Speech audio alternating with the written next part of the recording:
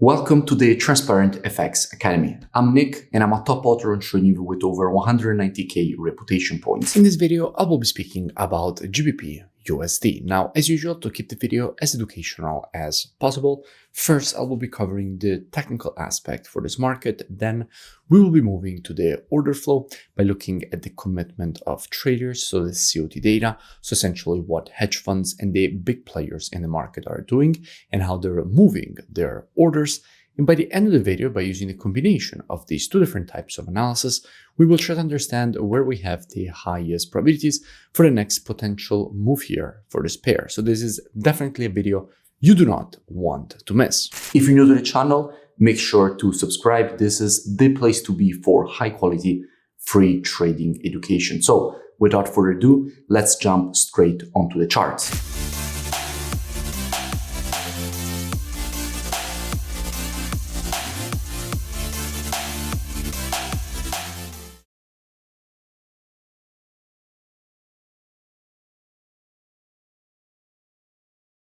Starting here from the monthly time frame, what we can see is that at the moment we have a market which is testing a quite strong monthly support and demand area. From here, in fact, all these previous rejections to the upside have been created.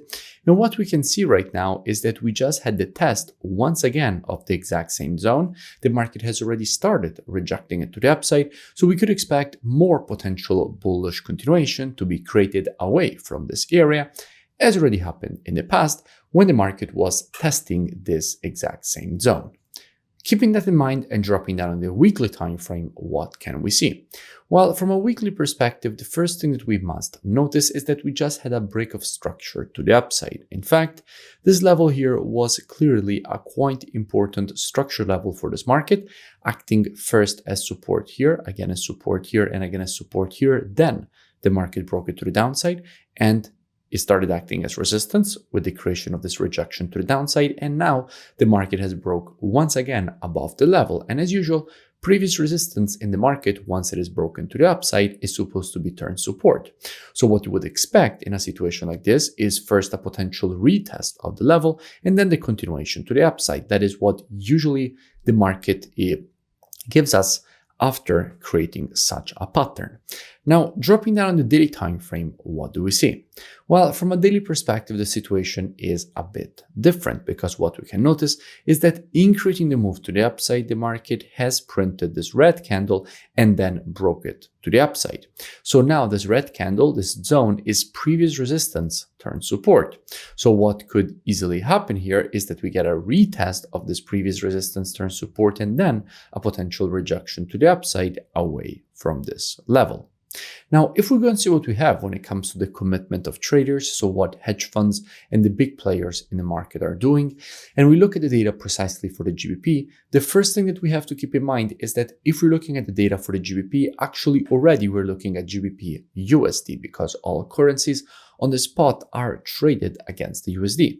And what we can see is that with the last reports, we went from having minus 28.9k net positions all the way up to minus 20k net positions. So institutions are once again starting to shift back to the bullish side for the GBP, meaning to the bullish side for GBPUSD, because as I just said, all currencies on the spot are traded against the USD.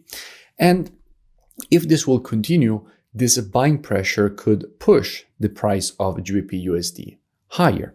And also, if we are already seeing buying pressure inside of our support zone, we could expect to see more institutional longing, which at that point would further increase the probabilities of a potential rejection to the upside away from a level.